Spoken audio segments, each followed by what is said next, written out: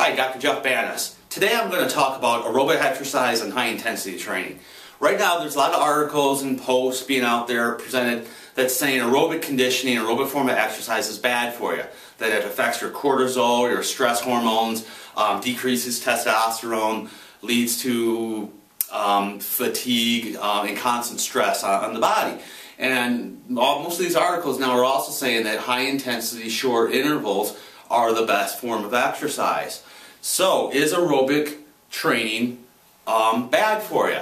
Well, yes, it is bad for you, and no, it's not bad for you. And that's where the misinformation and confusion is about the aerobic exercise being bad for you. What is aerobic exercise? And that's the issue when they're talking about aerobic exercise being bad for you. What are they defining as aerobic exercises? They're not defining anything as what is aerobic exercise. So I'm going to explain a little bit about what type of exercise is the best and what combination exercise is the best to help with weight loss or reach your health or fitness, triathlon, endurance, or marathon goals. What I really need you to do is you really need to watch the video on the VO2 metabolic testing, okay? I'm not going to repeat everything right here, but you're going to need to watch that video to understand a little bit of what aerobic exercise is. So let me, in these articles they're basically saying aerobic exercise is bad.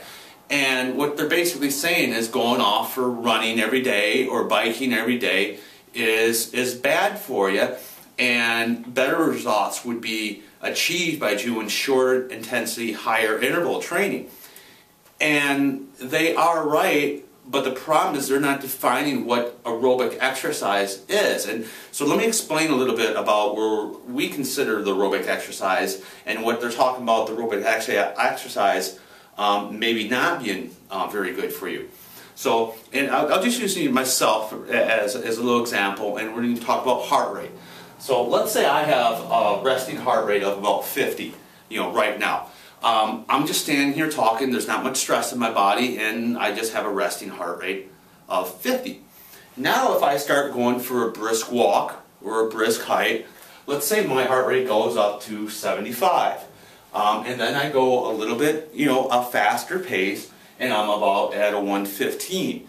Now let's say I start really running. Now I'm over, let's say, in the 130, and then I start doing sprinting between the 160. So we have a range of a 50 to 160, okay, as far as our heart rate. Now, in there, what is aerobic, what becomes anaerobic, and where is the good aerobic zone to work out, and where is the bad aerobic zone to work out? And what we need to look at is what the results we get from a VO2 metabolic test to have an insight of see where our aerobic capacity is or what we're burning as fuel. So what I have here is basically a graph that the VO2 metabolic test gives us.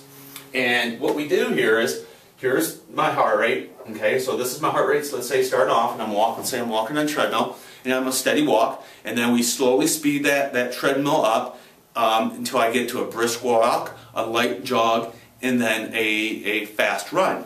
And so what we have is my heart rate starting here at 50, going to 60s, 75, going up all the way to 60 where I'd be sprinting like crazy. Now the VO2 metabolic test, what it does is it gives us our fat burning potential, and it lets us know what we're using as the source of fuel, whether or not we're burning fats, carbohydrates, or sugars. And so if we use this graph right here, we see my heart rate's going up here, here's the fat, and you see right here at this spot, this is the point where I'm burning a high majority of fat. And then as my heart rate starts going up, this fat starts dropping, and as I'm running up in here, see I'm getting very little fat as the source of fuel.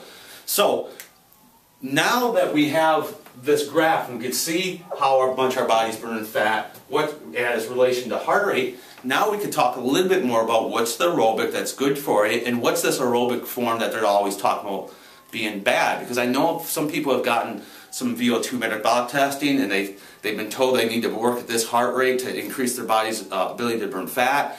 And there's a lot of people out there that heard of base training, and you're doing this lower, slower aerobic conditioning to build up your base. And now suddenly you get these articles that say this aerobic base training is bad for you, and this is why we're going to put in contents right here.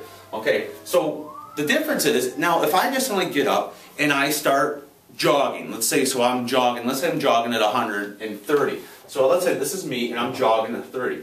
So right here, you can see it, my body's not burning very much from fat. There's a higher percent of the fat right here. And then we have a threshold. Now threshold is where your body's going to shut down and burn mostly all sugar. That's pretty high intensity sprint for most people, and everybody's going to have a threshold where that's going to happen. So you see, if I'm right here running at 130, I'm not at threshold, so I'm not getting the real benefits of real high intensity training, but I'm also way outside my fat burning potential, right up in here. So what I'm doing is I'm not burning a ton of fat, I'm not getting real high intensity intervals, and that's the aerobic area that's not very good for you, okay? But you don't know what that is until you do some type of test, okay? And this is why they're saying these long bikes or running every day is not necessarily the best thing for you. So if I get up and I'm starting running, and I'm in this zone right up in here, yeah, that can affect the stress of my body, can affect hormone status. However, if I'm at this brisk walk right here, where my body is burning mostly fat, that form of aerobic training is very good for you.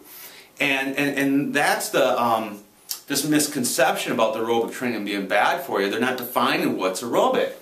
So, because if I'm going through a brisk walk right in this zone, let's say I'm still at 115. Now 115 heart rate might not sound that high, but if my resting heart rate is 50, that's 65 heartbeats higher than what I'm doing right now.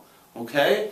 And that is very beneficial. That's hiking, that's kayaking. That's not me standing here, it's not me just walk, but it's maybe a brisk walk, okay?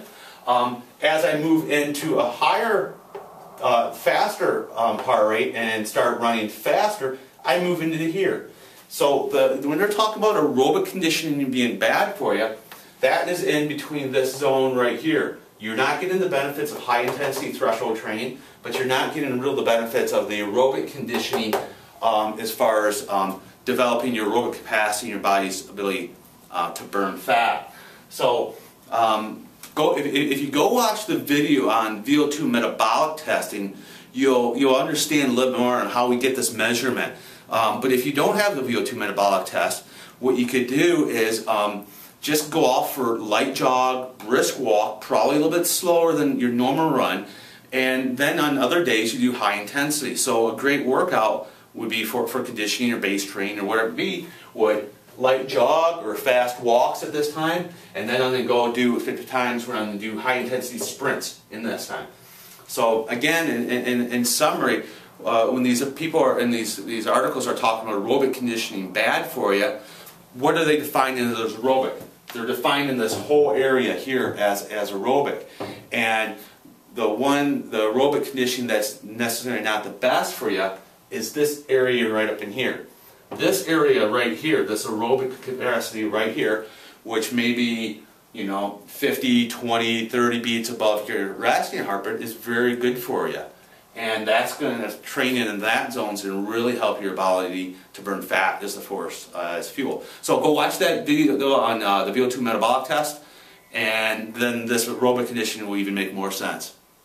If you're training for a triathlon, a marathon, or maybe just need to lose a few pounds and you feel like you may need a little help with your training plan or your nutrition, please check out our website. We offer customized, one-on-one, web-based training where we can set up your daily exercise plan for you and set you up in a diet and nutritional plan that would be best for your weight loss or your athletic pursuits. If you have any questions whatsoever, please drop me an email at drjeff@fatman2ironman.com, and I'll be happy to answer any questions you may have.